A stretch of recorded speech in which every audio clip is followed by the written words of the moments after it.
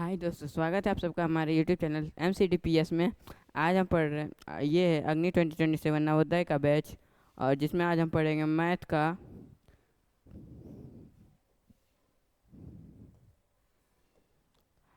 का पहला चैप्टर। अध्याय 1 है संख्या पद्धति, जिसको इंग्लिश में कहते हैं नंबर सिस्टम, जिसका आज वन शॉट वीडियो है। जिसमें ये एक ही वीडियो में पूरा चैप्टर वन शॉट वीडियो रहेगा, जिसमें एक ही वीडियो में पूरा चैप्टर ख़त्म कराया जाएगा।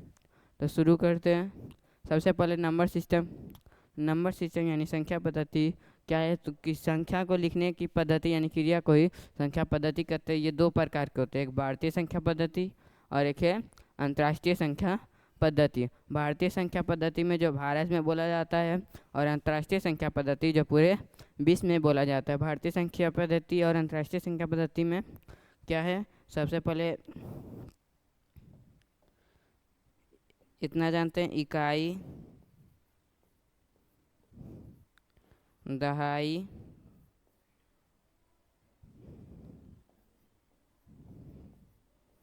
सैकड़ा, हजार, 10,000। यहाँ तक वही चीज़ इसमें भी रहेगा। इसमें भी इकाई, दहाई, सैकड़ा,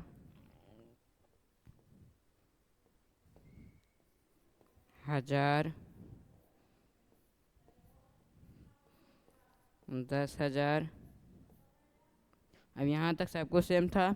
और इसके बाद 10,000 के बाद भारतीय संख्या पद्धति में आ जाता है लाख, और इसमें आ जाता है 100,000।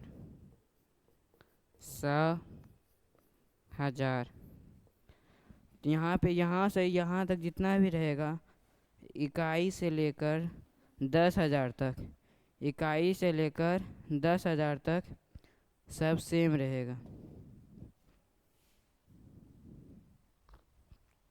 और यहाँ पे भी 10,000 तक, यहाँ से इकाई, दहाई, सैकड़ा, हजार, 10,000, यहाँ तक पूरा वही रहेगा जो भारतीय संख्या पद्धति में था। लेकिन इसके बाद यहाँ आएगा लाख, और यहाँ 100,000। लाख के बाद 10 लाख, और यहाँ 100,000 के बाद मिलियन। अब यहाँ उसके बाद आ जाएगा करोड़, 10 करोड़, अरब, 10 अरब, मिलियन। उसके बाद 10 मिलियन, 10 मिलियन, 100 मिलियन। इससे जो सवाल आता है यहाँ से आएगा कि जैसे लाख, 1 लाख बराबर अंतर्राष्ट्रीय संख्या प्रणाली में कितना है, तो देखेंगे इकाई, दहाई। सबसे पहले इसी को देखते हैं। जो यहाँ से अगर हम देखेंगे तो एक चीज़ ही देख लेते हैं। सबसे पहले आता है, हमसे क्या पूछा गया है, लाख में। लाख को अंतर्राष्ट्रीय संख्या पद्धति यानी इंटरनेशनल नंबर सिस्टम, अंतर्राष्ट्रीय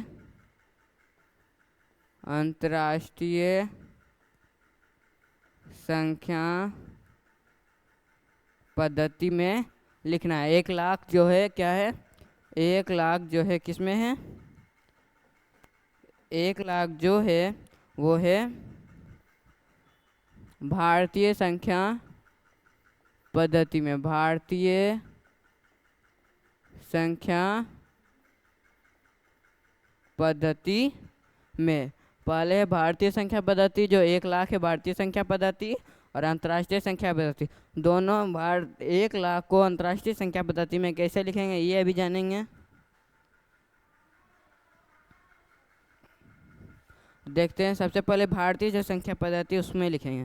भारतीय संख्या पद्धति इकाई, इकाई के बाद दहाई, दहाई के बाद सैकड़ा।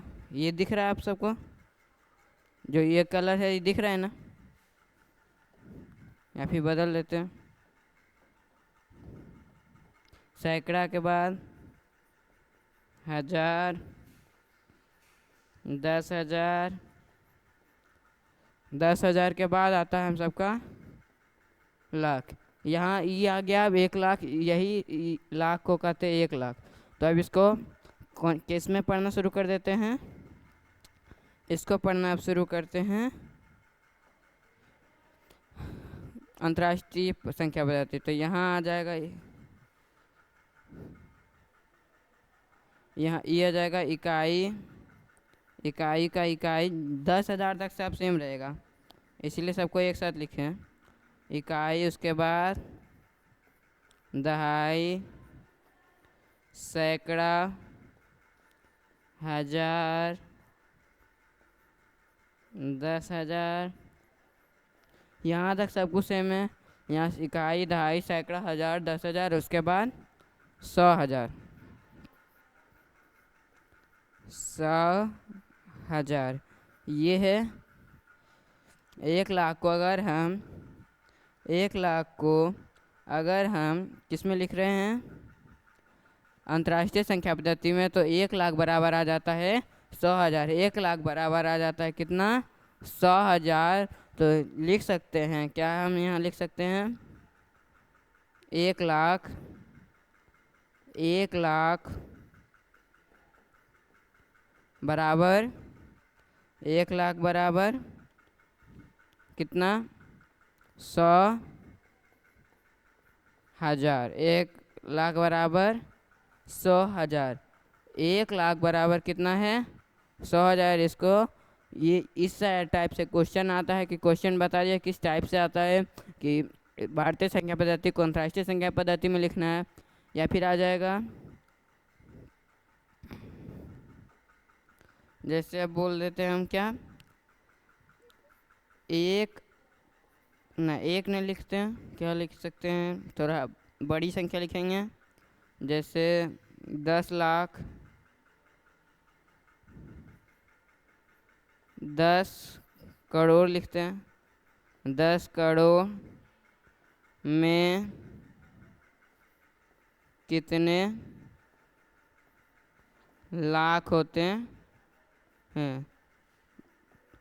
कितने लाख होते हैं? अब गया, दिख रहा है? दिख रहा है? बीच में एक प्रॉब्लम हो गया था, यहाँ फिर से बता रहे। 1 लाख बराबर 100,000, यहाँ तक तो समझ आ गया था। ये है यहाँ क्वेश्चन है 10 करोड़ में कितने लाख होते हैं। अब यहाँ एक आप सबको दिक्कत आएगा कि यहाँ हम सबको मिल रहा है कौन सी में? भारतीय संख्या पद्धति में। किस में दिख रहा? भारतीय संख्या पद्धति में। किस में है? भारतीय संख्या पद्धति में है। 1 करोड़ या 10 करोड़ जो है वो भारतीय संख्या पद्धति में है, और पूछ रहा है लाख, तो वो भी किस में है? भारतीय संख्या पद्धति में। तो दोनों में हम कैसे निकालेंगे? इसमें भी वही है, देख लेते हैं। 10 करोड़ का हम भारतीय संख्या पद्धति में लिखेंगे तो क्या है? इकाई, दहाई, सैकड़ा, 1000, 10,000, उसके बाद लाख। ग्रुप बनाते चलेंगे कि यहाँ तक 3 का ग्रुप, उसके बाद 2 का, फिर 2 का। लाख, 10 लाख, 10 लाख के बाद 1 करोड़ या फिर करोड़, उसके बाद 10 करोड़ का। अब पूछ रहा है 10 करोड़ का, तो इसके आगे लिखें या ना लिखे बात बराबर है। अब यहाँ से एक चीज़ ध्यान देंगे।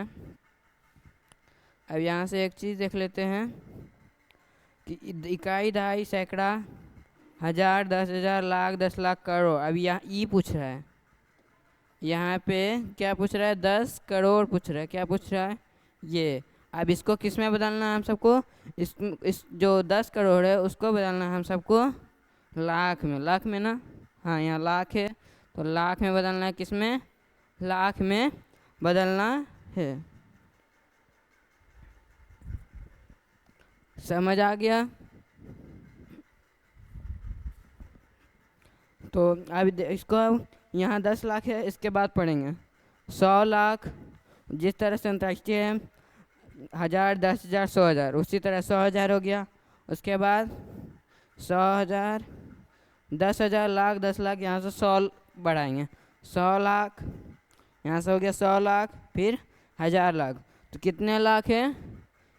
तो यहाँ लिख सकते हैं हम लोग, क्या लिखेंगे? 10,000, 10 करोड़ बराबर 10 करोड़ बराबर कितना हो गया?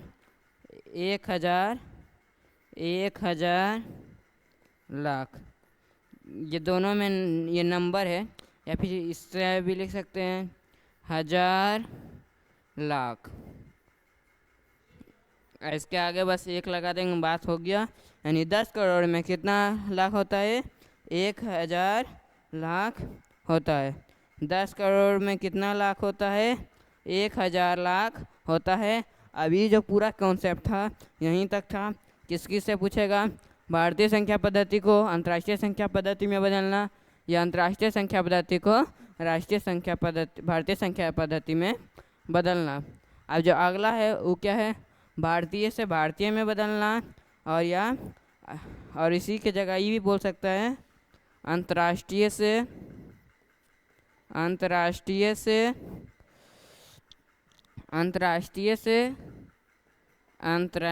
में ही बदलने बोलेगा। अंतर्राष्ट्रीय से, या मान लेते हैं अगर छोटा है, छोटा को बोलेगा बड़ा में बदलना है तो वो दशमलव में चल जाएगा।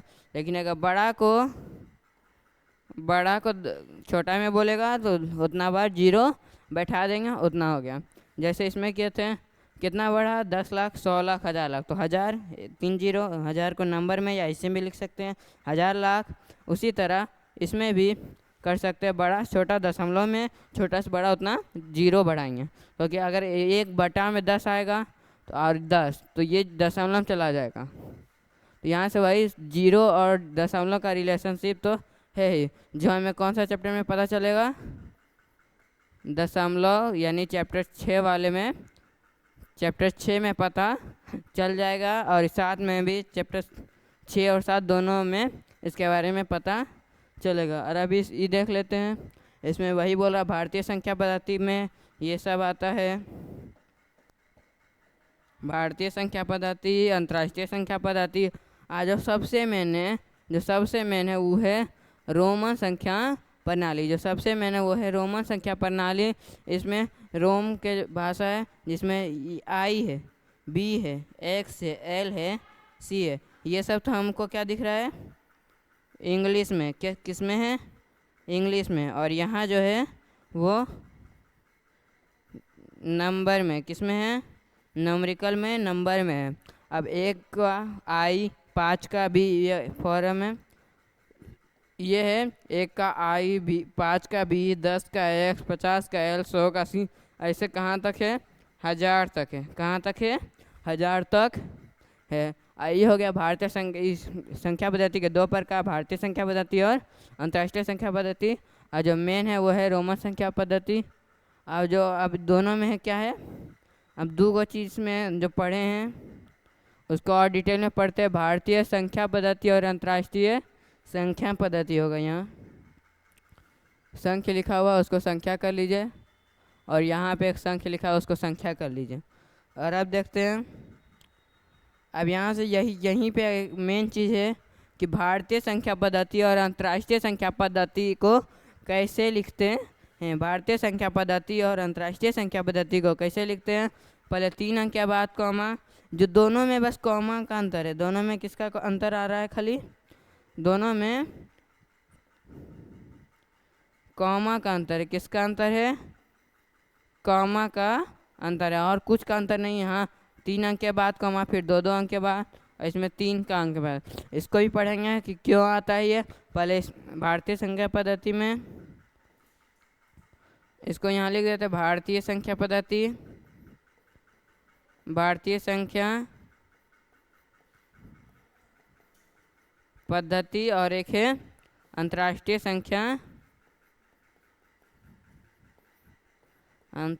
संख्या पद्धति।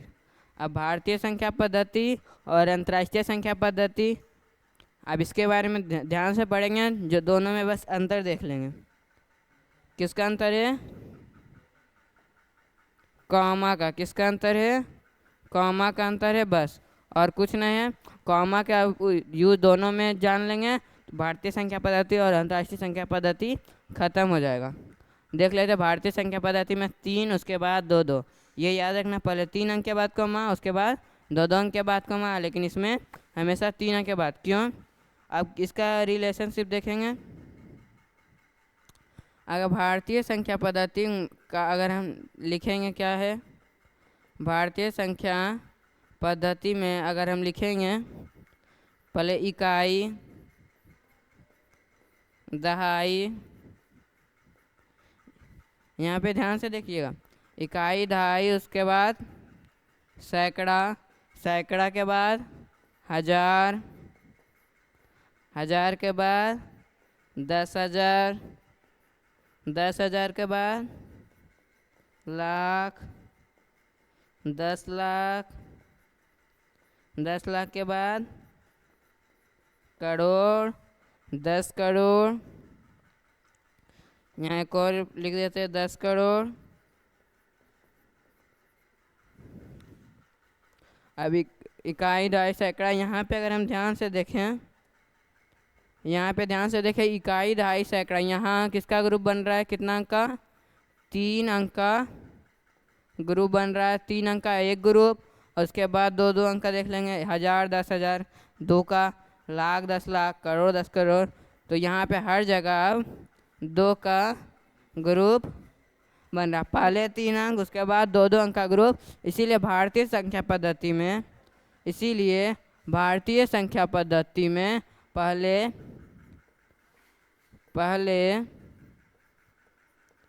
3 अंक और उसके बाद 2 2 अंक के बाद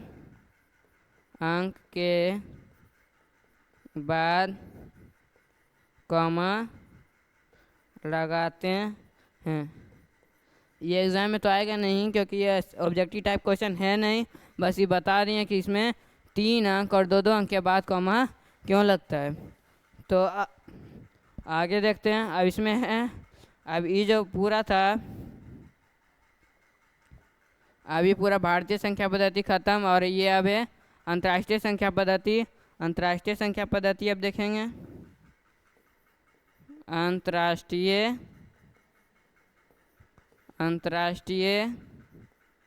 संख्या पद्धति। अब उसी तरह अगर हम अंतर्राष्ट्रीय संख्या पद्धति का लिखते चलेंगे,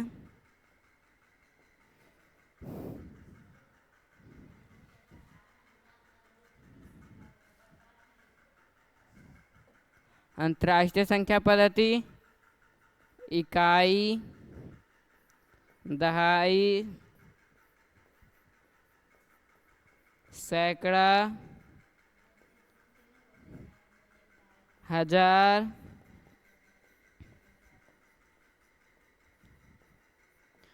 10,000, यहाँ अंतर्राष्ट्रीय है तो क्या होगा? उसके बाद 10,000 के बाद 100,000, 100,000 के बाद मिलियन,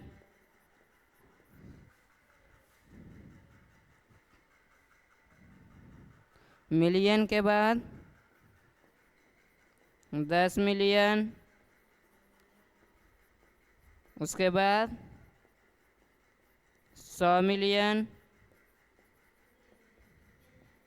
100 मिलियन, उसके बाद आता है बिलियन। लेकिन अभी जहाँ तक देख सकते हैं वहाँ तक देख रहे हैं। तो अब यहाँ इकाई, दहाई, सैकड़ा, पहले तो 3 अंक का ग्रुप बन गया हम सबका, यहाँ पे 3 अंक का ग्रुप हम सबका बन गया, इकाई, दहाई, सैकड़ा। उसके बाद यहाँ 1000 का 3 ग्रुप बन गया, 1000 का बन गया 3 3। यहाँ पे भी कितना अंक का ग्रुप बना था? यहाँ पे भी हम सबका 3 अंक का ग्रुप बना था। कितने अंक का? 3 अंक का। पहला समझ गया, पहले 3 अंक, उसके बाद फिर 3 अंक, फिर दूसरा में भी 3 अंक, उसके बाद मिलियन, 10 मिलियन, 100 मिलियन, फिर से 3 अंक। अगर बिलियन भी आ जाएगा तो billion, 10 billion, 100 billion, trillion, 10 trillion, 100 trillion, ऐसे चलते जाएगा। तो हमेशा कितने अंक, हमेशा कितने का, हमेशा हमेशा 3 अंक के बाद, 3 अंक के बाद कॉमा लगाते हैं। हमेशा जो है अंतर्राष्ट्रीय संख्या पद्धति में कितने अंक के बाद 3 अंक का, 3 अंक के बाद हमेशा लगाते हैं कॉमा। क्यों? क्योंकि यहाँ हमेशा कितने अंक का ग्रुप बन रहा है, 3 अंक का। कितना भी बाद में आते चल जाएगा वो हमेशा 3 अंक का ही ग्रुप बनाएगा। अब यहाँ पे भारतीय संख्या पद्धति में 3 अंक का, उसके बाद 2-2 अंक का ग्रुप बन रहा था, इसीलिए उसी के अनुसार कॉमा लगा। इसमें उसी के अनुसार जिस तरह अगर हमेशा 3 के बाद अगर 4 रहता तो 4 लगाते हैं, उसी तरह ये हमेशा चलता जाएगा, कितना भी आगे आ जाएगा। तो अब ये अंतर्राष्ट्रीय संख्या पद्धति भी ख़त्म। अब भारतीय संख्या पद्धति, अंतर्राष्ट्रीय संख्या पद्धति ख़त्म, और इसका शायद एक और पेज होगा, हाँ, जिसमें सबसे पहले हम सबको दिया गया है क्या, भारतीय संख्या पद्धति का इंग्लिश होता है इंडियन नंबर सिस्टम, ये पता है। तो भारतीय का इंग्लिश होता है इंडियन नंबर सिस्टम, और अंतर्राष्ट्रीय का होता है इंटरनेशनल, यानी इंटरनेशनल नंबर सिस्टम। भारतीय संख्या पद्धति में यहाँ देख सकते हैं पहले 3 अंक का ग्रुप बना, उसी का यहाँ पे एक्सप्लेनेशन हो ले, देख लीजिए। यहाँ 3 अंक का ग्रुप बना, 2 का, 2 का, 2 का, इसलिए इसमें पहले 3 अंक के बाद, उसके बाद 2-2 अंक के बाद कॉमा लगाते हैं। इंटरनेशनल सिस्टम में नीचे तक दिख रहा है, तो देख लीजिए यहाँ इकाई में भी 3 अंक, यहाँ भी 3 अंक, हमेशा 3-3 अंक का ग्रुप बन रहा। इसमें हमेशा कितने अंक का, इसमें हमेशा 3-3 अंक के बाद कॉमा देंगे। ये था भारतीय संख्या पद्धति और अंतर्राष्ट्रीय संख्या पद्धति।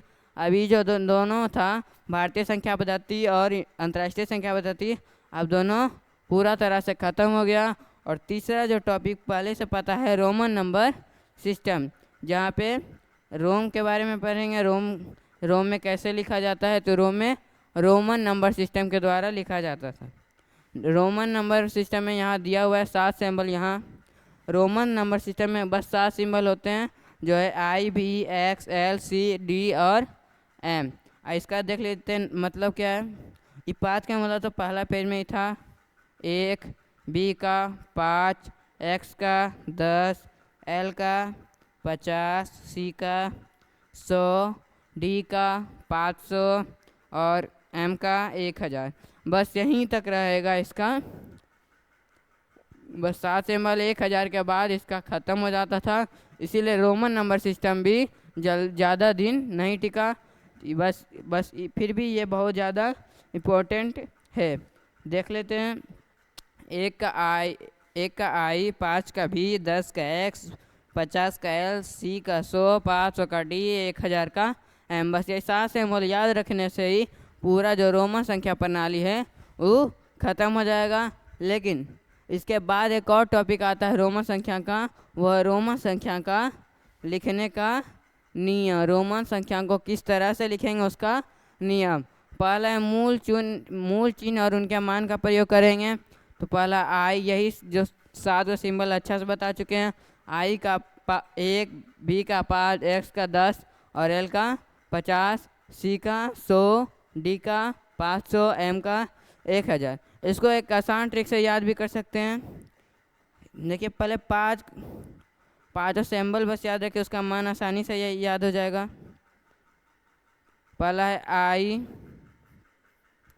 B, X, L, C, उसके बाद I, B, X, L, C, उसके बाद है D और उसके बाद M। इतना है।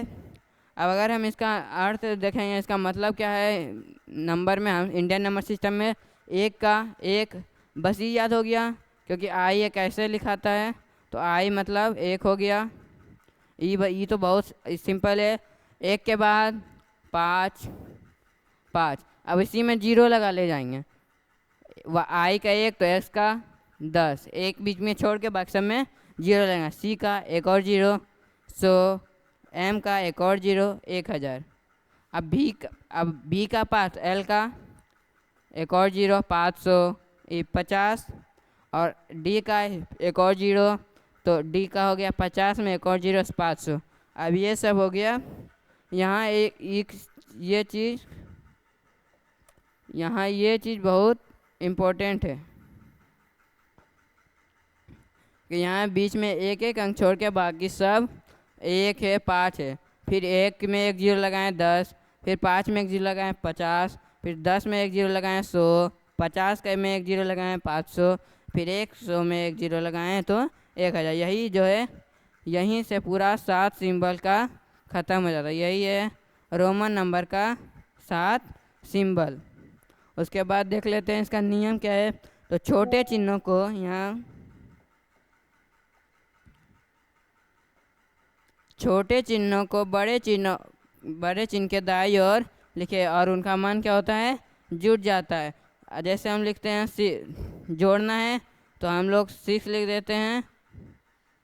तो 6 को हम लोग कैसे लिखेंगे, इसको सबसे पहले अगर तोड़ते हैं, सबसे पहले कोई भी नंबर को रोमन में लिखने के लिए तोड़ेंगे तो 5 + 1। अब 5 है तो 5 का हम सबको पता है 5 का होता है बी, 5 का बी, 1 का आई। और जोड़ने के लिए हमें यहाँ दाई ओर लिखना है। दाई ओर कहाँ है इसके आगे, तो यहाँ पे आई। तो ये हो गया 6 का रोमन नंबर बी आई, 6 का रोमन नंबर बी आई। अब छोटे चिन्ह को बड़े चिन्ह के बाई ओर लिखे। छोटे चिन्ह को बड़े चिन्ह के बाई ओर लिखें। घटाने के लिए बाई ओर यानी उसके पहले, जैसे अगर हम 5 है यहाँ पे 5 ही लेंगे। सबसे पहले धीरे धीरे सीखेंगे। 5 है तो 5 लिए। अब 5 अब घटाना है तो, या फिर एक आसान नंबर 4 है जिसमें घटेगा, तो इसको तोड़ेंगे तो इस तरह तो नहीं लिखेंगे 1 + 1 + 1 + 1। इतना ध्यान रखना है कि किसी भी रोमन नंबर को, किसी भी रोमन सिंबल को 3 बार से ज़्यादा नहीं लिखना है। कितने बार इसका लिमिट है, 3 बार। तो यहाँ 3 तो लिखा जाए 1 2 3, लेकिन उसके बाद 1 नहीं लिखाएगा। तो इसमें कैसे करेंगे, 4 है तो अब इसके 1 के बाद सिंबल आता है 5। तो 5 में से 1 गया, 4 बचेगा। तो 5 का सिंबल हो जाता है भी और 1 का आई। और घटाने के लिए यहाँ घटाने के लिए हमें चिन्ह किस ओर लिखना है, बड़े चिन्ह के बाई ओर। बड़े चिन्ह के बाई ओर, तो इसके बाई ओर लिखेंगे तो आई पहले। तो इसका 4 का जो रोमन अंक हो जाएगा 4 का आई भी। कोई भी चिन्ह IXCM जो है यहाँ देख लेते हैं। यहाँ जिसमें 5 लगा हुआ है उसको छोड़कर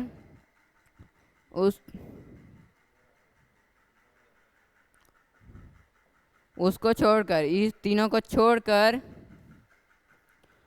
IXL और CM, ये जो चारों सिंबल है वो 3 बार से अधिकतम 3 बार लिख सकते हैं, यानी 3 बार से ज़्यादा नहीं लिख सकते।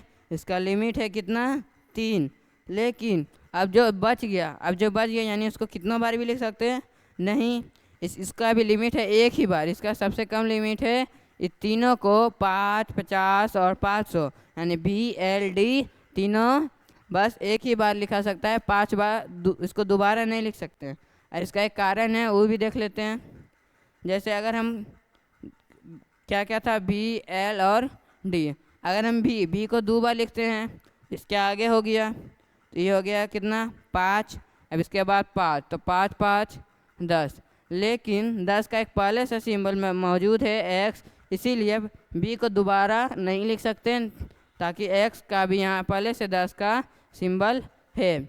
और अगर हम L का भी देखें वही काम है, इसमें भी चलता है L। तो L मतलब 50, इस L मतलब 50, और दोनों को एक साथ लिखे हैं यानी इसके दाईं ओर। तो क्या करेंगे, जोड़ेंगे 50 50 100, और 100 का पहले से एक सिंबल है वो है C। और अगर हम क्या है अगला है D को अगर एक साथ लिखते हैं, D का होता है 500 और D का होता है 500, तो दाईं ओर लिखेंगे यानी जोड़ेंगे 500 500 हो जाता है हमारा 1000, 1000 और 1000 का हम सबका सिंबल दिया हुआ है m। इसीलिए यहाँ पे BLD कभी लगातार नहीं हो सकता। इसका ये तीनों BLD हमेशा एक ही बार लिखाएगा, और जब बाकी बचे 1, 10, 100, 1000 वो ज़्यादा से ज़्यादा 3 बार लिखा सकता है। और जो विशेष बात है, I केवल V और X से पहले घटाने के लिए आता है। अब जैसे E यहाँ लिखा हुआ है, किस लिए कि I जो है केवल V और X से ही घटाया जा सकता है। I है किससे, V और X से घटाया जा सकता है, ताकि क्योंकि अगर हम और दूसरा देखें तो L यानी 50 और इसके पहले 1 है, यानी 1 घटाएंगे 49, और 49 का सिंबल L - I नहीं लिखा सकता, क्योंकि 49 का अगर हम 40 + 9 ये लिख सकते हैं। 49 को हम 50 - 1 के अलावा क्या लिख सकते हैं, 40 + 9। अब देख लेंगे 40 का कोई सिंबल है नहीं है, 40 का कोई सिंबल नहीं है, इसको और तोड़ेंगे तो क्या है 50 - 10 + 9 का कोई सिंबल नहीं है, 9 को और तोड़ेंगे क्या हो गया। अब यहाँ जो 1 है वो 10 से घटाया जा सकता है, इसलिए यहाँ लिख सकते हैं 10 - 1। अब 50 में से 10 गया 40 बच गया, और 10 में 1 गया 9 बच गया। यहाँ पे हम कोई पूछेगा 5 + 4 क्यों नहीं लिख सकते, और 4 का हम सब कहा जाता है I भी और B। अगर हम E लिखेंगे तो ये जो पूरा होगा वो गलत हो जाएगा, क्योंकि अगर हम I भी और B दोनों को एक साथ लिखेंगे तो ये गलत होगा। लेकिन अगर हम अब बोलेंगे यहाँ पे हम E भी तो लिख सकते थे, 5 हो गया और 4 I, अभी भी लिख सकते थे, लेकिन I जो है हमेशा कितना बार लिखा सकता है, ज़्यादा से ज़्यादा 3 बार, इसलिए यहाँ पे जो ये 4 बार है वो भी गलत हो जाएगा। इसीलिए यहाँ 10 - 1 लिखे हैं। तो 50 में से 10 गया 40, और 10 में से 1 गया 9 हो जाएगा। 50 का सिंबल L, 50 का सिंबल L, 10 का सिंबल X, इसके पहले घटाने के लिए इसके पहले, जोड़ने के लिए इसके बाद, और जोड़ रहे हैं तो इसके बाद लिखेंगे 10।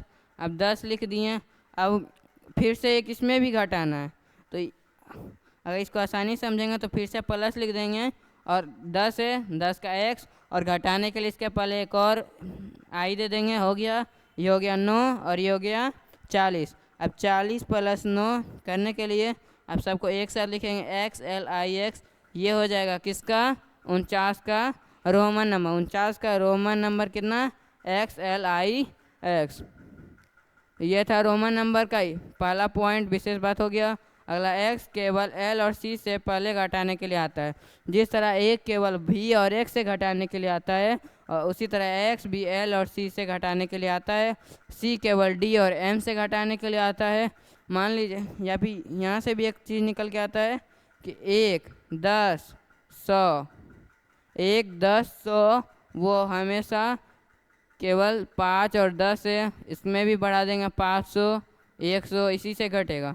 और C 500 और उसके बाद 1000 से, और यही तीनों हमेशा रहेगा। यहाँ L का 50 लिखा गया है, इसको 50 कर देंगे। अगला है अन्य किसी भी चिन्ह आगे पीछे घटाने के लिए नहीं आते। अन्य किसी भी चिन्ह के आगे पीछे घटाने के लिए नहीं आते, मतलब यही सब जो है ये घट नहीं सकता। और इसमें एक चीज़ जो छूटा हुआ है वो भी बता देते हैं कि BLD कभी घटता नहीं है, कभी घटता नहीं है। BLD कभी घटता नहीं है। जैसे अगर हम 10 में से 5 घटाएं, या 10 में से 5 घटाएंगे तो X हो गया, B हो गया, तो ये इसका मान तो आ गया 5, और 5 का पहले से 1 है B। उसी तरह या फिर अगर हम बड़ा नंबर से 5 घटाते हैं, 100 में से 5 घटाएंगे तो आ जाता है कितना, 100 का C और 5 का B। अब BC, लेकिन घटाने पर हम सबका कितना आता है 95, और 95 का एक है XCIP। 95 का हमारा रोमन अंक ये है क्योंकि हम लोग बी को कभी घटा नहीं सकते। अगर ये रूल रहता तो इसमें गलत हो जाता, इसीलिए इसके लिए यहाँ पे भी ये रूल हटा दिया गया। तो यहाँ पे अगर ये काम नहीं किया तो यहाँ पे भी ये गलत माना जाएगा, इसलिए 95 का रोमन अंक हो गया XCIB। कुछ प्रमुख रोमन अंक है जो 1 से है। 1 का आई, ये तो पूरा सिंबल ही यहाँ। 2 का डबल आई, 3 का ट्रिपल आई, 4 का डबल आई 4, ये सब जो है लिखने का नियम के अनुसार इसको लिखा गया है पूरा। आगे देखते हैं, रोमन संख्या प्रणाली भी ख़त्म। अगला है जो नंबर सिस्टम का ही एक टॉपिक है, वो है स्थानीय मान और जातीय मान। स्थानीय मान मतलब स्थान, जातीय मान मतलब उसका जात यानी वो खुद। तो स्थानीय मान निकलता है किसके अनुसार? स्थान के अनुसार निकलता है, और जातीय मान वो खुद होता है। पहले देख लेते हैं एग्जाम्पल के अनुसार, इसको देखते हैं। स्थानीय मान 6 का स्थानीय मान, इसका स्थान कैसे देखते हैं पहले ये देख लेंगे। इसका स्थान देखते हैं भारतीय संख्या पद्धति और अंतर्राष्ट्रीय संख्या पद्धति। इकाई, दहाई, सैकड़ा, हज़ार, 10,000, लाख। तो ये 6 को अगर स्थानीय मान निकालना है, 6 का निकालना स्थानीय मान, 6 को 1 लाख से गुना करेंगे। 6 को 1 लाख से गुना करेंगे, यहाँ पे एक जीरो कम है। इकाई, दहाई, सैकड़ा, हज़ार, 10,000, लाख। तो 6 को 1 लाख से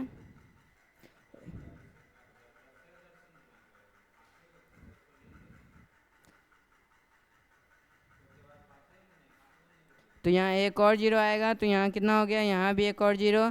तो 6 गुने 1 लाख बराबर 6 लाख।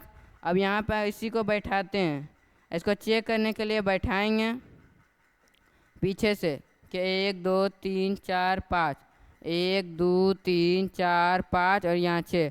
अगर ये सही आ गया, अगर ये यहाँ 6 अगर सही बैठ गया तो इसका यानी स्थानीय मान यहाँ सही। अगर नहीं बैठा, अगर ये एक पहले आ गया, अगर ये एक पहले आ गया या एक बाद गया, तो स्थानीय मान हम सबका गलत निकल रहा है। यानी यहाँ पे इसको दोनों में बैठना चाहिए ताकि पूरा मिलान सही हो। अगर यहाँ 60,000 ही रहने देंगे, इकाई, दहाई, सैकड़ा, हज़ार, यहाँ तक आ गया 4 जीरो। उसके बाद यहाँ अगर 6 लिख देंगे तो 5 का स्थानीय मान वो निकलेगा, तो यहाँ 5 रहना चाहिए।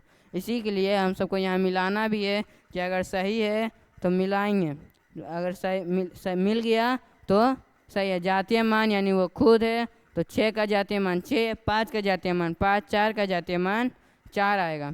अब फेस वैल्यू किसी भी अंक का स्वयं यानी अपने आप मान होता है, उसे जातीय मान कह सकते हैं। यानी अगर इसको अच्छा समझे सरल भाषा में, तो जिस संख्या का जातीय मान पूछे वही संख्या उसका जातीय मान होगा। जो संख्या का अगर 8 का जातीय मान पूछे तो 8 का जातीय मान वो खुद यानी 8 होगा। अगर 9 का पूछे तो 9 का जातीय मान 9 यानी वो स्वयं। और प्लेस वैल्यू किसी अंक का अपने स्थान के अनुसार जो मान होता है उसे स्थानीय मान कहते हैं। जिस तरह यहाँ 6 का उसके स्थान के अनुसार मान निकला था, तो वही मान क्या कहलाएगा? स्थानीय मान यानी प्लेस वैल्यू। आसान भाषा में जातीय मान केवल अंक का स्वयं मान, अंक का स्थान के अनुसार मान क्या है? स्थानीय मान। जातीय मान, स्थानीय मान केवल अंक का स्वयं अपना जो मान रहेगा, स्वयं का मान वो जातीय मान, और स्थानीय मान अंक का स्थान के अनुसार जो मान रहेगा वो हो गया स्थानीय मान। स्थानीय मान और जातीय मान यहाँ खत्म। अगला है प्राकृतिक संख्या। इसमें चैप्टर का नाम है संख्या पद्धति। तो इसमें साफ पहले ही पता चल जाता है कि इसमें संख्या के बारे में हमें पढ़ना है। तो इसमें बहुत कम संख्या के बारे में पढ़ना है। पहला जो संख्या है 1 नंबर में वो है प्राकृतिक संख्या। इसको प्राकृत संख्या भी बोलते हैं। इसका परिभाषा है गिनने के लिए जिन संख्या का प्रयोग करते हैं उन्हें प्राकृत संख्या कहते हैं। गिनने के लिए जिन संख्या का प्रयोग करते हैं उन्हें प्राकृत संख्या कहते हैं। गिनने के लिए जिन संख्या का प्रयोग करते हैं उसे प्राकृत संख्या कहते हैं। तो प्राकृत जैसे हम लोग किसी वस्तु को गिन रहे हैं, जैसे ये पेन है, तो पेन को हम गिन रहे हैं, तो कितना पेन है? 1। तो 1 क्या कौन सी संख्या आ गया? प्राकृत संख्या आ गया। अगर मेरे हाथ में कुछ नहीं है तो यहाँ बोलेंगे शून्य। तो ये आ जाता है, ये प्राकृत संख्या में नहीं आता है क्योंकि इसे गिनने में प्रयोग नहीं कर सकते, यहाँ कुछ है नहीं है, इसलिए इसको गिनने में कैसे प्रयोग करेंगे। ये संख्या 1 से प्रारंभ होती है, यह संख्या 1 से प्रारंभ होती है, यानी हम ये भी बोल सकते हैं कि जो सबसे छोटी प्राकृत संख्या है, जो सबसे छोटी प्राकृत संख्या है वो क्या है, 1 है। अगर कोई भी संख्या जिससे जैसे पूर्ण संख्या अगर किससे प्रारंभ होगी वही संख्या उसका छोटी होगी। जैसे प्राकृत संख्या 1 से आरंभ हो रहा है तो उसका सबसे छोटी प्राकृत संख्या 1, क्योंकि अगर हम लिखते हैं 1 2 3 4, यहाँ पे प्राकृत संख्या लिखा हुआ है 1 2 3 4 5 6 7 8 9 10, तो उसमें सबसे छोटी कौन है, सबसे छोटी है 1, क्योंकि जिससे आरंभ होता है वही उसका छोटी संख्या होता है। प्राकृत संख्या का स्वरूप, यह संख्या हमेशा धनात्मक होता है, प्राकृत संख्या हमेशा धनात्मक संख्याएं होती है। या प्राकृत संख्या को जितने भी प्राकृत संख्या हैं सब धनात्मक है, और जितने भी धनात्मक संख्या हैं सब प्राकृत संख्या हैं। इनका अंत नहीं होता, ये अनंत तक जाते हैं, 1 लाख, 1 संख्य, 1 महासंख्य, कहीं बहुत तक चलते जाएगा। हम 1 के बाद अगर जितना जीरो जाते जाएंगे वो उतना बढ़ते जाएगा, इसलिए प्राकृत संख्या का अंत नहीं होता, इसलिए ये क्या है, अनंत है। और शून्य प्राकृत संख्या नहीं है। कोई कोई शून्य से भी गिनते बोलते हैं, अगर यहाँ पे 3 स्टिक रख दें या 4 स्टिक रखें, कोई बोलेगा ये 3 स्टिक है, क्यों, क्योंकि 0 1 2 3, लेकिन अगर गिनते हैं तो गिनने वाली संख्या प्राकृत संख्या तो 1 से है, तो 1 2 3 या 4, असल में कितने स्टिक से, 4, 0 से शुरुआत नहीं करेंगे, क्या है 1 से शुरू होगा, 1, उसके बाद 2, उसके बाद 3 4 5 6, ऐसे चलते चला जाए, कहाँ तक, अनंत तक। ये क्या है, अनंत का चिन्ह है, अनंत का चिन्ह ऐसा है। संख्या रेखा पर निरूपण, यहाँ जो 0 है, 0 के पहले जितना संख्या है, 0 के दाईं ओर या 0 के बाद 0 के दाईं ओर जितना संख्या है सब धनात्मक है, और सब धनात्मक संख्या क्या है, पूर्ण संख्या। सब धनात्मक संख्या प्राकृतिक संख्या है, पूर्ण संख्या नहीं, प्राकृतिक संख्या है, और हर सब प्राकृतिक संख्या क्या है, धनात्मक संख्या है। अब एक और है पॉइंट नीचे में, प्राकृतिक संख्या की विशेषताएं, 1 सबसे छोटी प्राकृतिक संख्या है, 1 सबसे छोटी प्राकृतिक संख्या है, क्योंकि यहाँ इसका शुरुआत 1 से होता है।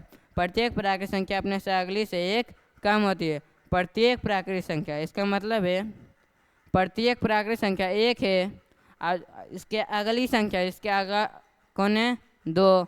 अब जो 1 है वो अपने अगली यानी 2 से 1 कम है, 2 से 1 कम है। 3 है और इसके पहले वाला इससे 1 कम है, यानी जो संख्या मान लेते हैं कितना, 23 मान लेते हैं, कितना मान लेंगे, 23, और इसके बाद इसके अगली संख्या कौन होगी, 24, वो इससे कितना कम होगा, 1 कम होगा, कितना कम होगा, 1 कम होगा। प्रत्येक प्राकृतिक संख्या से बड़ी अनगिनत संख्या होती है, यानी एक प्राकृतिक संख्या मान लेते, कोई भी प्राकृतिक संख्या चुन लेते हैं, जैसे 1 लाख, ये कितना सुनने में बड़ा है, 1 लाख, 1 लाख। इससे भी कई संख्या जो है बड़ी है, यानी जो अगर प्राकृतिक संख्या अनंत है, अगर प्राकृतिक संख्या अनंत है तो अगर कोई संख्या है उससे भी अनंत कई बड़ी संख्याएं होंगी, जैसे 1 लाख से बड़ा 1 लाख 1, 1 लाख 2, इससे 1 लाख से बहुत संख्या बड़ा है, 1 करोड़ भी है, 1 अरब भी है, बहुत संख्या इससे बड़ा है। तब अब ये हो गया। अगला है प्राकृतिक संख्या में 0 शामिल नहीं, प्राकृतिक संख्या में 0 शामिल नहीं होता है। प्राकृतिक संख्या में कौन शामिल नहीं होता है, 0। यहाँ से नंबर लाइन में दर्शाया गया कि प्राकृतिक संख्या के यहाँ शुरू होता है 1 से, और 1 से अनंत तक, 1 से अनंत तक में कहीं भी 0 नहीं आता है। ये केवल धनात्मक पूर्ण संख्या होती है, ये केवल धनात्मक पूर्ण संख्या होती है। नवोदय के अनुसार अगर नवोदय का बस पढ़ रहे हैं यहाँ धनात्मक बोल सकते, लेकिन असल में ना 0 धनात्मक है और ना ऋणात्मक, ना 0 धनात्मक है ना ऋणात्मक। लेकिन अगर अभी हम नवोदय का पढ़ रहे हैं तो नवोदय के अनुसार इसको हम लोग किससे मान सकते हैं, नवोदय के अनुसार हम लोग इसे धनात्मक मान के ही चलेंगे, लेकिन ये प्राकृतिक संख्या में नहीं आएगा। अगला है पूर्ण संख्या। पूर्ण संख्या इसका सबसे आसान है 0 प्लस प्राकृत संख्या। प्राकृत संख्या तो जानते हैं, गिनने वाली संख्या को प्राकृत संख्या कहते हैं। तो जिससे गिनते हैं वो सारी संख्या प्लस में 0, वो सारी संख्या क्या है? पूर्ण संख्या। जैसे मैं 0 1 2 3 4 5, तो वो भी अनंत तक जाएगी, वो भी अनंत तक जाएगी, क्योंकि यहाँ 0 है, 0 है। अब प्राकृत संख्या कहाँ तक है? प्राकृत संख्या अनंत तक है। प्राकृत संख्या अनंत तक है, तो 0 और अनंत मिलाएंगे तो भी सबसे बड़ी संख्या क्या होगी? अनंत होगी। सबसे छोटी पूर्ण संख्या 0 और सबसे बड़ी पूर्ण संख्या ज्ञात नहीं कर सकते, क्योंकि ये अनंत तक जाएगी। ये था पूर्ण संख्या। अभी तक हमने 2 संख्या पढ़े, कौन कौन है? प्राकृत संख्या और पूर्ण संख्या। अगर अभी तक जितना भी पढ़े हैं, कहाँ से? संख्या पद्धति, रोमन संख्या, भारतीय संख्या प्रणाली, रोमन और अंतर्राष्ट्रीय, दोनों का लिखने का नियम, यानी कॉमा का अंतर। और कॉमा क्यों लगाते हैं? 3 2 2, वो है रोमन संख्या का सिंबल। रोमन संख्या लिखने का नियम, स्थानीय मान और जातीय मान, प्राकृत संख्या और पूर्ण संख्या। यहाँ तक पढ़े हैं, वहाँ तक अगर सब कुछ समझ आया है तो लाइक शेयर और सब्सक्राइब जरूर करें। अगला जो है तीसरा नंबर कौन है? तीसरा है पूर्णांक यानी इंटीजर। इंटीजर में क्या आएगा? धनात्मक संख्या, धनात्मक यानी प्राकृत संख्या, 0 प्लस ऋणात्मक संख्या। यहाँ से एक चीज़ क्लियर होता है कि धनात्मक में 0 नहीं आता, ना ही ऋणात्मक में 0 नहीं आता। ना 0 धनात्मक है ना ऋणात्मक, वही है धनात्मक में और ऋणात्मक दोनों में 0 नहीं आएगा। इसीलिए यहाँ लिखा हुआ है धनात्मक प्लस 0, धनात्मक प्लस 0 प्लस ऋणात्मक। यानी यहाँ जो 0 है इसके पहले जो भी होगा वो माइनस में होगा, ऋणात्मक जिसमें माइनस लगा वो ऋणात्मक, जिसमें माइनस नहीं लगा वो धनात्मक। इसके पहले जितना भी आएगा सब माइनस में रहेगा, इसलिए यहाँ लिखा हुआ है माइनस इन्फिनाइट। माइनस में भी जितनी संख्या है वो सब अनंत तक है। इसके आगे माइनस इसलिए लगा है क्योंकि ये ऋणात्मक का अनंत दिखा रहा है। अगला है धनात्मक, तो जिसमें प्लस है, प्लस या कुछ नहीं, वो सब धनात्मक है। 1 2 3 4 5, और ये भी कहाँ तक जाती है? प्लस अनंत तक जाती है। और बीच में जो आता है वो है 0, जो बीच में आता है वो है 0। यहाँ -2 1 0 1 2, इसके पहले जो है डॉट है, यानी इसके आगे भी चलेगा माइनस इन्फिनाइट और इधर प्लस इन्फिनाइट, यानी पॉजिटिव। ये जो प्लस भी ई है इसका मतलब है पॉजिटिव इंटीजर, माइनस भी नेगेटिव इंटीजर। अब बीच में जो आ गया 0, अगर तीनों को मिला देते हैं तो बनता है सबका इंटीजर यानी पूर्णांक। अगला है सम संख्या। ये इस पूरे चैप्टर का मेन चीज़ है। एक सम संख्या और एक है विषम संख्या। सम संख्या यानी इवन नंबर। सम संख्या किसे कहते हैं? जो 2 से विभाज्य हो। जो भी संख्या जो अनंत तक है, 1 से अनंत तक है, वो सारी संख्या, उसमें जितना भी संख्या 2 से विभाज्य हो, वो सभी सम संख्या। वो कौन सी संख्या है? सम संख्या। अब इस यहाँ से कन्फ्यूज़न आता है कि प्लस और माइनस दोनों क्या सम संख्या है? +2 है -2 दोनों सम संख्या है। अगर हम 2 से भाग देंगे, 2 + 2 बटे 2, तो 2 2 हो गया 1, और -2 बटा 2 हो गया -1। तो दोनों अगर कट रहा है, अगर दोनों का शेषफल 0 आ रहा है, यानी उस 2 से विभाज्य है, तो प्लस में भी सम संख्या होता है और माइनस में भी सम संख्या होता है। इसीलिए प्लस इन्फिनाइट और माइनस इन्फिनाइट इसमें भी सम। अगर प्राकृत संख्या अनंत है और ऋणात्मक संख्या अनंत है तो सम संख्या भी अनंत है, क्योंकि प्राकृत संख्या में जितना भी सम संख्या है वो सब क्या है? सम संख्या।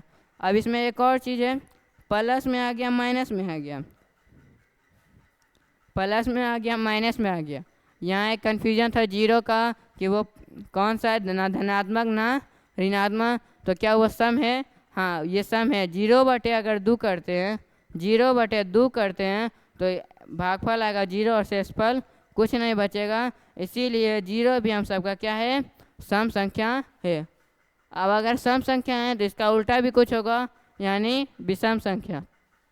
क्या है, विषम संख्या। इंग्लिश में इसको कहते हैं ओड नंबर, जो 2 से, यहाँ 2 है, जब 2 से विभाज्य ना हो।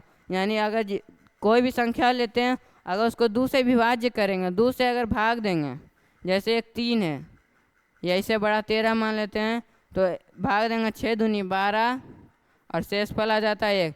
शेषफल 0 नहीं आया, शेषफल 0 नहीं आया, यानी वो विषम संख्या है, सम संख्या नहीं है।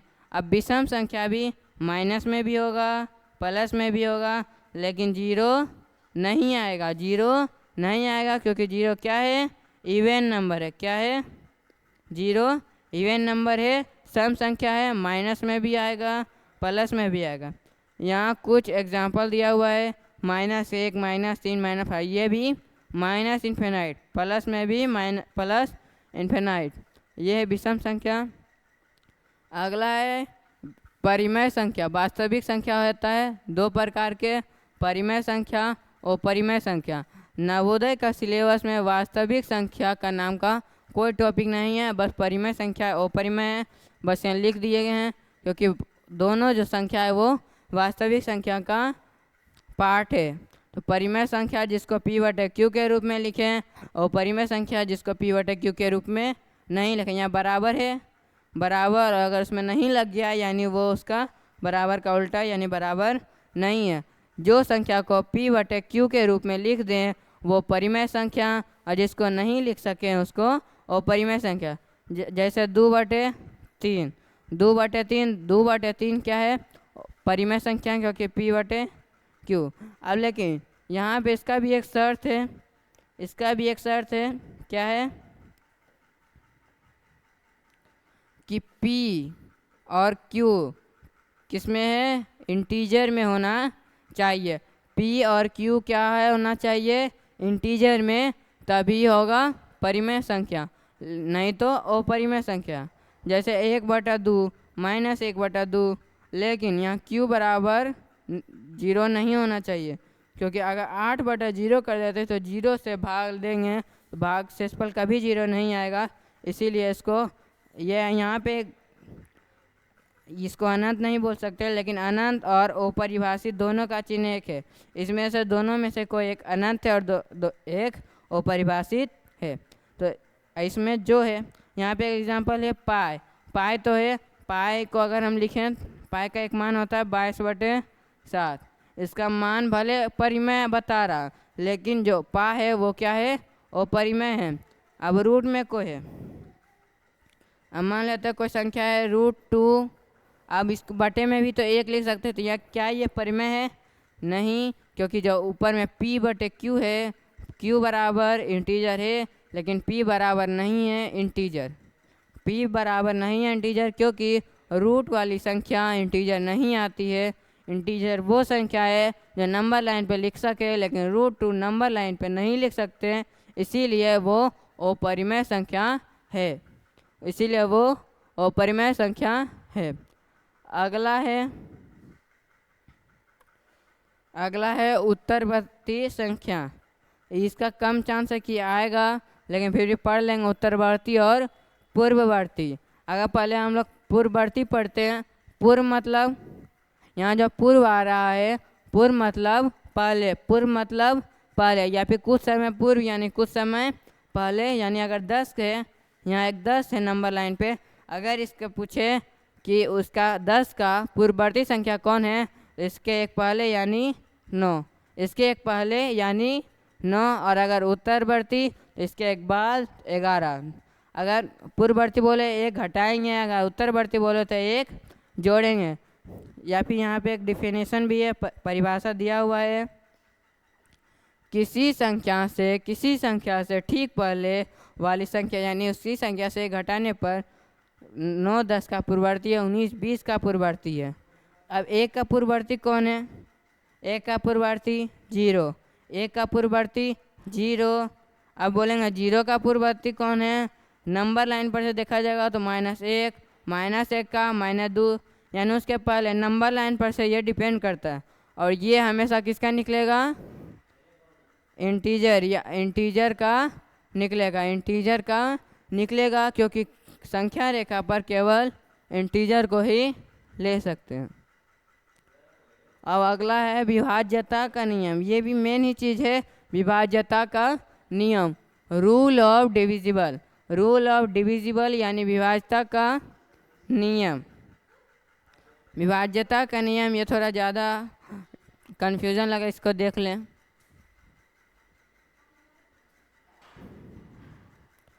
देख लेते हैं इसको अच्छा से। पहले इसका डिजाइन थोड़ा कन्फ्यूज़न है। दो नियम है, दो का इकाई अंक 0, 2, 4, 6, इकाई अंक 0, 2, 4, 6, 8 होना चाहिए। अगर यह इकाई अंक में किसी संख्या का इकाई अंक में है तो वो हमेशा 2 से विभाज्य होगा, 2 से विभाज्य होगा। तो 2 का खत्म हो गया, जिसके अंक में 0, 2, 4, 6, कौन कौन, 0, 2, 4, 6, 8। अब यहाँ से एक और चीज़ निकलता है कि अगर जो 2 से विभाज्य है वो सम संख्याएं, और 2 से विभाज्यता का नियम ये है कि जिसके अंत में, जिसके इकाई अंक में ये 5 संख्या आ जाए वो 2 से विभाज्य, यानी जो 2 से विभाज्य वो सम संख्या, यानी जिसके अंत में, जिसका इकाई अंक में ये 5 अंक में से कोई भी आ गया तो वो क्या है, सम संख्या भी है। तो यहाँ से एक निकल सकता है, जो भी 2 से विभाज्य है होता है वो सम, और जो भी सम संख्या है वो सब 2 से विभाज्य है। अब ये हो गया 2 से विभाज्यता का नियम। अगला है 3 से विभाज्यता का नियम। अंकों का, कुल अंकों का योग 3 से विभाज्य होगा। जैसे कोई नंबर ले लेते हैं, अब 8, 7 सब अंक को जोड़ेंगे, 8, 7, 15, 15, 6, 21, 21, 2, 23 और 23, 4, 27।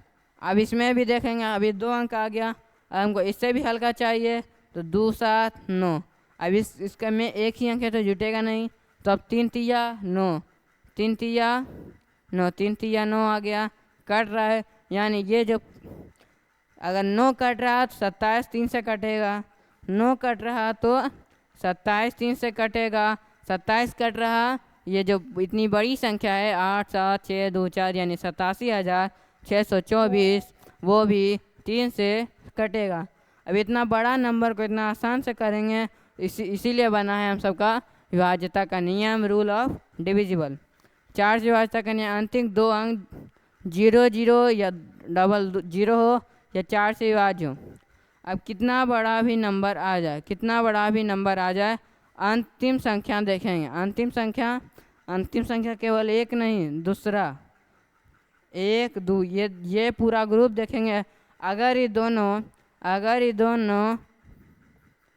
4 से कट गया तो वो होगा क्या, 4 से विभाज्य होगा। लेकिन यहाँ पे अगर हम सीधा देखें कि 4 से ये नहीं कटेगा, क्योंकि 4 2 से कटता है, 4 किससे कटता है, 2 से कटता है, और 69 का अंतिम में 9 है, और जो 2 से विभाज्य नहीं है, इसीलिए 4 से 69 भी नहीं कटेगा। इसलिए हमारा 3 को विभाज्यता का नियम कंप्लीट हो गया है। उसको टिक मारेंगे ताकि याद रहे कौन कौन हो गया। 2 से हो गया, 3 से पढ़ लिए, 4 से पढ़ लिए। अगला है 5 से विभाज्यता का नियम। ये 5 से विभाज्यता का नियम बहुत आसान है, जिसका इकाई अंत में क्या क्या आ जाए, 0 आ जाए या 5 आ जाए, 0 या 5, जिसका इकाई अंत में आ जाए, 0 पैसा या 5 पैसा किसका भी इकाई अंत में आ जाए वो सब 5 से विभाज्य होगा। यह कितना आसान था 5 का, 2, 3, 4 से तो बहुत आसानी था। अब 6 का, 6 से विभाज्यता का नियम, 6 से तो एक वैज्ञानिक थे, गणितज्ञ बैठे हैं और वो बोले 6 से विभाज्यता का नियम अगर निकालें तो 6 से अगर एक एक्चुअल विभाज्यता का नियम नहीं निकला, उन्होंने सीधा निकाल दिया, 6 का गुणनखंड कर दिया, 2 गुने 3।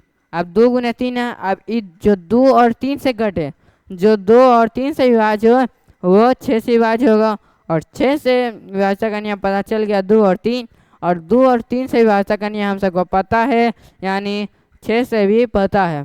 2 और 3 जिससे कट गया वो जो संख्या 2 और 3 दोनों से कट गया वो 6 से भी कटेगा। अब यहाँ 7 के लिए जगह छोड़ा गया क्योंकि 7 का अविभाज्यता का नियम नहीं होता है, 7 का अविभाज्यता का नियम नहीं होता है। और 6 की तरह उसका गुणनखंड भी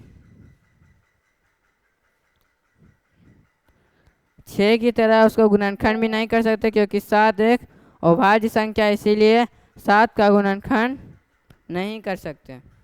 अगला है 8।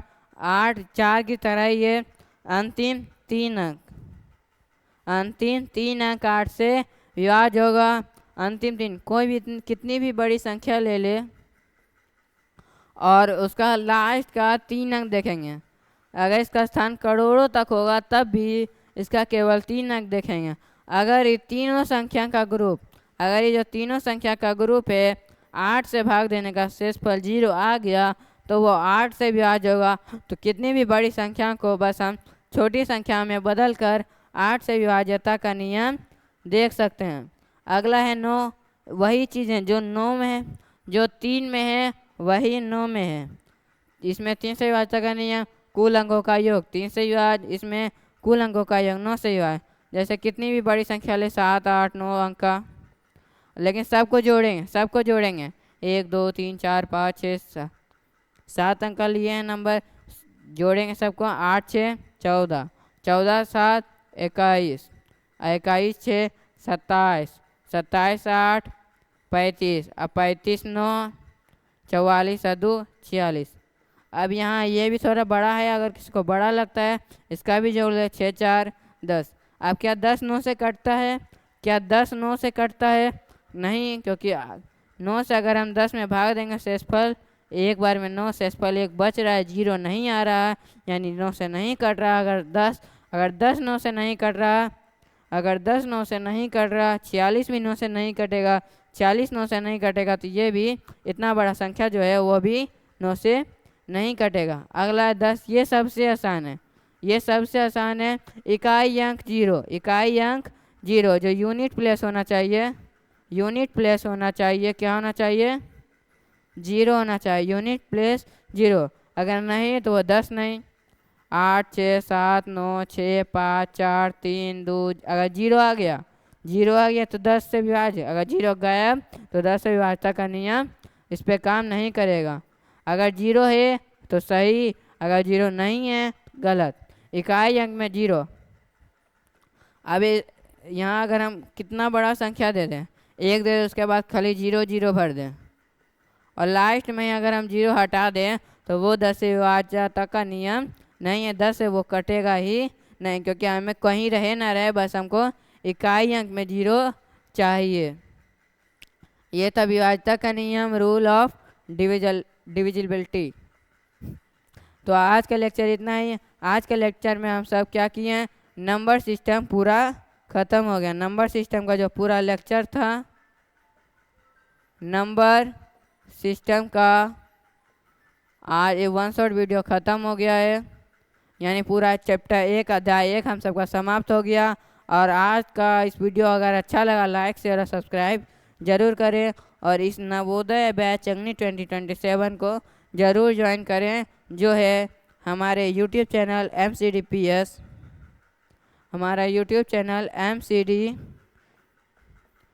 पर खुल गया है, चालू हो गया है। रीजनिंग का एक वीडियो चला गया, आज है मैथ का पहला वीडियो जिसमें नंबर सिस्टम का पूरा चैप्टर 1 शॉट ख़त्म हो गया है। तो अगर और ऐसा वीडियो चाहिए 1 शॉट तो लाइक शेयर सब्सक्राइब ज़रूर करें। आपको अगर वीडियो अच्छा लगा तो ज़रूर से ज़रूर शेयर करें, जितना हो सके, जितना आप अपने दोस्तों के साथ ये शेयर करें। जय हिंद, थैंक यू।